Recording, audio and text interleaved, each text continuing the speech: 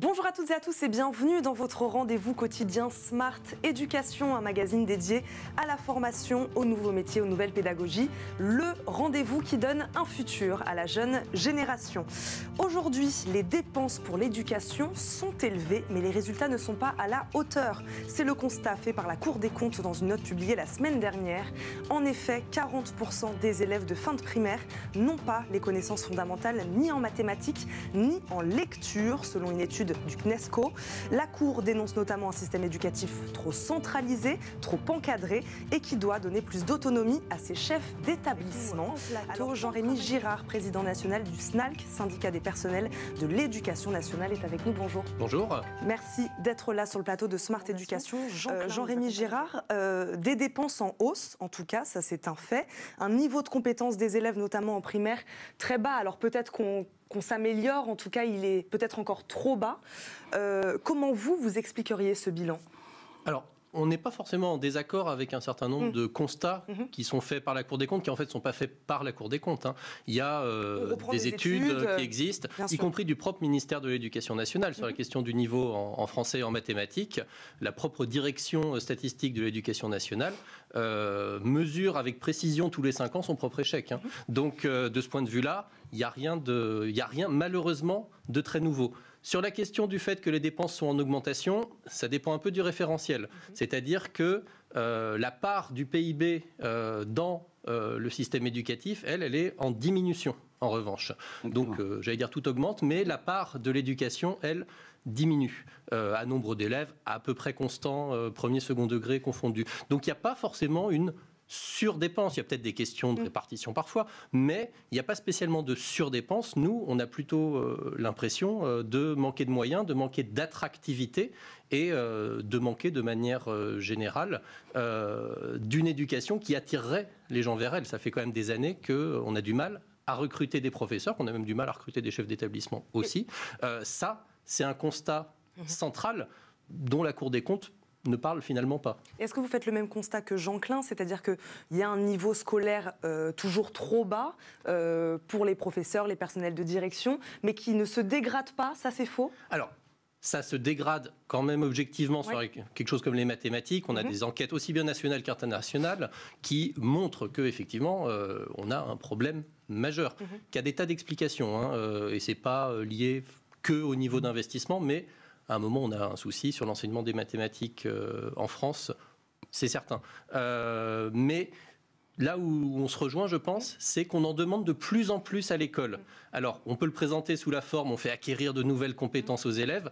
On peut aussi le présenter sous la forme, l'école se voit de plus en plus en train d'essayer de gérer des faillites de la société, des difficultés familiales, l'inclusion d'élèves en situation de handicap sans les moyens de cette inclusion. Donc on a de plus en plus de choses à faire, de plus en plus de difficultés, de plus en plus de réunions également. Et tout ça, c'est peut-être au détriment de l'enseignement. D'ailleurs, elle dit que l'école d'aujourd'hui creuse également les inégalités. Oui. Vous allez nous dire peut-être si vous êtes d'accord avec ça. Oui, alors l'école... Les inégalités existent. On sait qu'en France, on n'arrive pas, en tout cas, à les résorber. Là aussi, il faut se garder, je pense, d'un jugement ultra rapide en disant « mais si on faisait comme en Finlande, c'est bon, les inégalités seraient résorbées ». Il y a déjà beaucoup moins d'inégalités en Finlande qu'en France au départ. Il faut faire très attention. On a des tas de questions sur l'organisation globale de notre système scolaire. La place du privé, par exemple. On a une sorte de concurrence publique-privée qui est assez déloyale dans certains endroits. En région parisienne, par exemple, c'est très très net. Dans la plupart des grandes villes, c'est effectivement un point de tension. Nous, on défend que les élèves puissent avoir effectivement de la variété, qu'on puisse avoir une hétérogénéité contrôlée mais intéressante, on va dire. C'est vrai que dans certains endroits, on a une tendance à les bons élèves et les élèves riches partent à un endroit et le système public fait ce qu'il peut avec les élèves qu'il est de toute façon obligé de prendre parce que c'est sa fonction et sa mission, mais il a parfois du mal à être très attractif en faisant cela. Et le boom des écoles privées, des écoles hors contrat accentue peut-être ce phénomène. Limité, mais on constate depuis plusieurs années que la part du privé hors contrat, parce qu'on avait le privé sous contrat qui déjà avait une forme d'attractivité très forte, mais qui lui-même est dépassé par le privé hors contrat qui reste dans des proportions faibles, mais dans des proportions sans cesse en augmentation. Jean-Rémy Girard aussi, pareil, il nous reste très peu de temps sur cette proposition un peu choc, en effet, de la prime au mérite pour les enseignants. Qu'est-ce qui va, qu'est-ce qui ne va pas dans cette proposition? Alors, ça existe déjà. Soit certains enseignants veulent faire plus d'heures, ils peuvent faire des heures supplémentaires, et on a augmenté très fortement la part d'heures supplémentaires dans les établissements. Donc quelqu'un qui veut travailler plus, il peut travailler plus. Il n'y a pas de difficulté à ça aujourd'hui.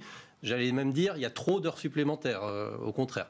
Il y a des indemnités pour des missions, c'est-à-dire si on veut faire une mission, on peut toucher une indemnité qui correspond généralement pas en fait, à la quantité de travail qu'on donne sur cette mission. Mais le problème, c'est qu'on a une enveloppe qui est absolument rikiki et un nombre de missions qui est en train d'exploser. Donc en fait, si on fait ce que préconise un petit peu bizarrement la Cour des comptes, ici, on va augmenter la dépense publique, parce que des missions supplémentaires, on en a tous les matins, tous les midis, tous les après-midi, tous les soirs. Donc de ce point de vue-là, je ne vois pas très bien ensuite comment la Cour des comptes va elle-même trouver un moyen de définir le mérite. C'est très compliqué de faire ça. On a essayé, on a eu beaucoup de mal. Les inspecteurs, les chefs d'établissement essayent aussi lors de l'évaluation des enseignants. C'est pas simple, et de toute façon c'est contingenté, donc quoi qu'on fasse à l'arrivée, ça change pas grand-chose. Mais on a ce problème majeur, c'est que la Cour des comptes, c'est très idéologique dans ses propositions. C'est le même rapport depuis 10 ans.